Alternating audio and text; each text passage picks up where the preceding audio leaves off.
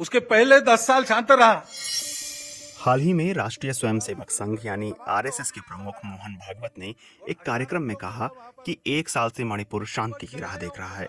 पिछले साल मई से मणिपुर जातीय हिंसा की चपेट में है।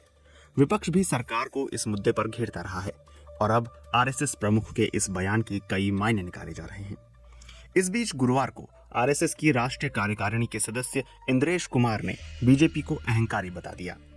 जयपुर के नजदीक एक कार्यक्रम में उन्होंने कहा कि 2024 में राम राज्य का विधान देखिए, जिनमें राम की भक्ति थी और धीरे धीरे अहंकार आ गया, उन्हें 240 सीटों पर रोक दिया। साल 2024 लोकसभा चुनाव में बीजेपी को अपने बूते पूर्ण बहुमत नहीं मिला। हालांकि मोदी के नेतृत्व में एनडीए गठबंधन ने एक बार फिर सरकार बनाई है। इससे पहले आरएसएस प्रमुख मोहन भागवत ने चुनाव नतीजों पर टिप्पणी करते हुए कहा था कि जो मर्यादा का पालन करते हुए काम करता है, गर्व करता है, लेकिन अहंकार नहीं करता, वही सही अर्थों में सेवक कहलाने का अधिकारी है।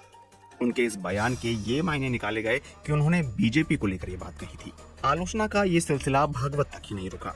आरएसएस के मुखपत्र ऑर्गेनाइजर में एक लेख प्रकाशित हुआ जिसमें लिखा गया, किसी ने लोगों की आवाज नहीं सुनी। संघ के सदस्य रतन शारदा के इस लेख में बीजेपी और मोदी सरकार की आलोचना की गई। ऐसे में सवाल उठता है कि संघ और बीजेपी के बीच क्या सब कुछ ठीक नहीं चल रहा?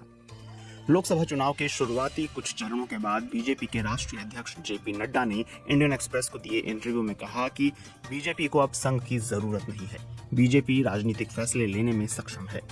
उनके इस बयान पर कई लोग हैरान हो गए थे और सवाल उठने लगे कि ये बात तो सभी जानते हैं कि देश भर में फैला संघ का तंत्र, पारिवारिक संस्थाएं, उनसे जुड़े लोग किस तरह चुनाव में भाजपा की मदद करते हैं, तो नड्डा ने चुनाव के बीच ऐसा बयान क्यों दिया? नागपुर के वरिष्ठ पत्रकार देवेंद्र गावंडे का कहना है कि नड्डा के बयान से संघ के कई स्वयंसेवकों को ठेस पहुंची।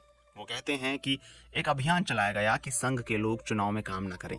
बीजेपी के लोग अकेले में ऐसी बात करते थे। चुनाव के दौरान बीजेपी के राष्ट्रीय अध्यक्ष का ऐसा बयान संघ को पसंद नहीं आया। इस बयान से तनाव साफ दिख रहा था। क्या बीजेपी और संघ के बीच कोई टकराव है? मोदी पिछले 10 साल से सत्ता में है।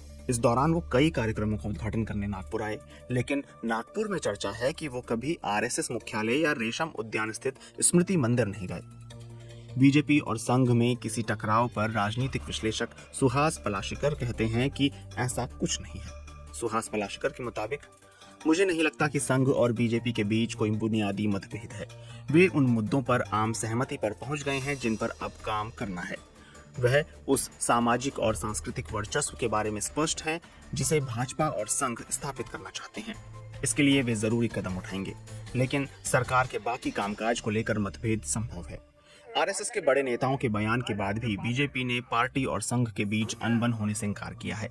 महाराष्ट्र सरकार में मंत्री और बीजेपी नेता सुधीर मुनगंटीवार ने समाचार एजेंसी पीटीआई से कहा कि भारतीय जनता पार्टी और संघ के बीच अनबन होने का प्रश्न ही नहीं उत्पन्न होता। संघ व्यक्तित्व को विकसित करके, उसको संस्कारित करके राष्ट्रभक्ति के काम में लगाने का काम करता है। मुझे नहीं लगता कि भारतीय जनता पार्टी और संघ के बीच कोई संघर्ष है। ये भाव ही मूलतः गलत है।